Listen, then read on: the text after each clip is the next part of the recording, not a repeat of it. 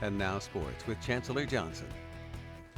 The road to the girls basketball state tournament ended today, and several of Northeast Wisconsin's sectional final games feature some of the best teams in the state. We'll start in Division I. It's the two top-ranked teams, number 1 Kimberly against number 2 Germantown.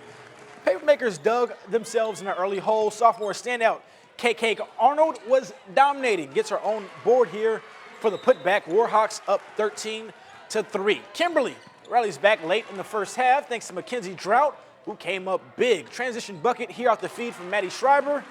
Then in the final seconds of the half, Drought, she hits the jumper.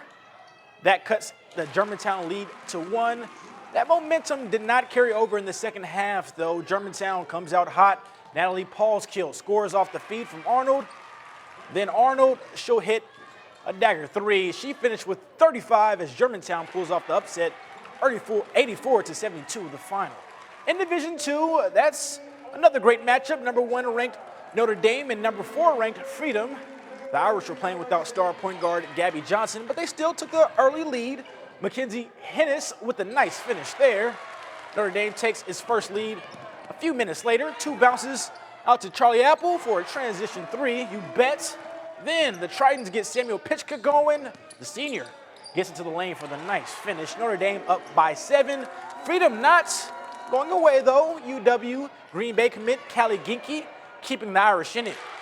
A 3 here cuts the Notre Dame lead to 5, but Freedom cannot stop Opitchka. She was always in the right place at the right time. The Tritons pull away late in the first to lead by 16 at half, and then they blow it open in the second. Led by 33 points from Opitchka, Notre Dame wins it 70-38. They're heading to state for the first time in 5 years. Another 1 versus 2 matchup featuring Mishicot and Randolph. The Rockets were down big at the half, so after a nice long talk over the break, Randolph gives up this, a wide open 3. But lucky for them, Maya Modenhauer would answer right back with a tray of her own. How about the shooter's touch? She touched every part of the rim there. Mishicot had their way. Desiree Kleiman with the nice cut. And then later, Allie McArdle. Oh yeah, need that. She'll get the steal and the score. Mishicot rose 57-29. Hortonville versus Hudson was a good one. So good, in fact, it needed overtime. But the Polar Bears would ultimately fall short, and it's Hudson that moves on to state.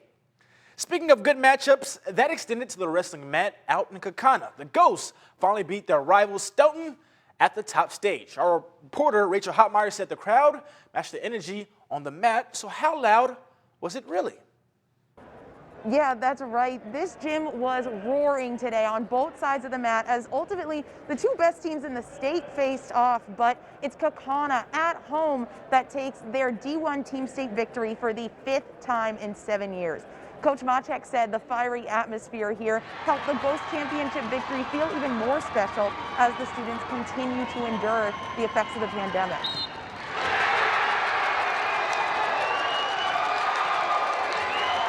Proud of our community. They just put on an unbelievable show the last 2 weeks. Kind of showed everybody, we call it the epicenter of wrestling for a reason, and just really proud of Kaukauna, period. The Ghosts win this title 38-26 with 5 matches by fall. In Kaukauna, Rachel Hotmeyer, NBC 26.